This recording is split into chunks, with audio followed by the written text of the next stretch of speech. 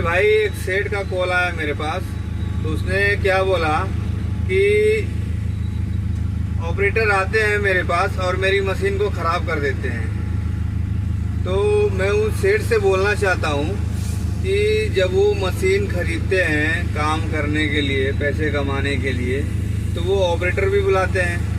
तो ऑपरेटर जब बुलाते हैं तो ऑपरेटर भी काम करता है, तो पैसे के लिए आता है। तो जब सेठ लोग जब पैसा रोकने लगते हैं ऑपरेटर का, तो ऐसे ही कुछ देर के बाद, फिर कुछ दिनों के बाद फिर वो चेंजिंग वाला सिस्टम आ जाता है। जब चेंज होने लगते हैं, जब पैसा मिलेगा नहीं तो ऑपरेटर तो भाई भागेंगे ही भागेंगे, तो भागने लगते हैं। उसके बाद दूसरा आएगा, तीसरा आएगा, चौथा आएगा, ऐसे आते जाते रहते हैं। तो अब जब पैसा बराबर मिलेगा नहीं ऑपरेटर को, तो भाई वो क्या मशीन का ध्यान रखेगा? क्या ध्यान रखेगा? नहीं रखेगा। तो पहला ऑपरेटर ऐसा करेगा, दूसरा भी फिर वैसे ही करेगा, तीसरा भी वैसे ही करेगा। जब आप पैसा नहीं दोगे तो क्या करेगा? वैसे ही चलाएगा। और उसी के हिसाब से मशीन पे कुछ ना कुछ गड़बड़ होते जाता है, बिगड़ती जाती है, बनते जाती है, वही होता है।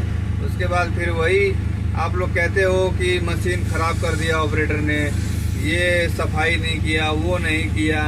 तो आप लोग कहाँ से करेगा? जब आप लोग पेमेंट समय से नहीं दोगे, उसका खर्चा नहीं देखोगे, वो आपको कमा के दे रहा है पैसा, आप उसको ध्यान नहीं दे रहे हो, तो क्या होगा?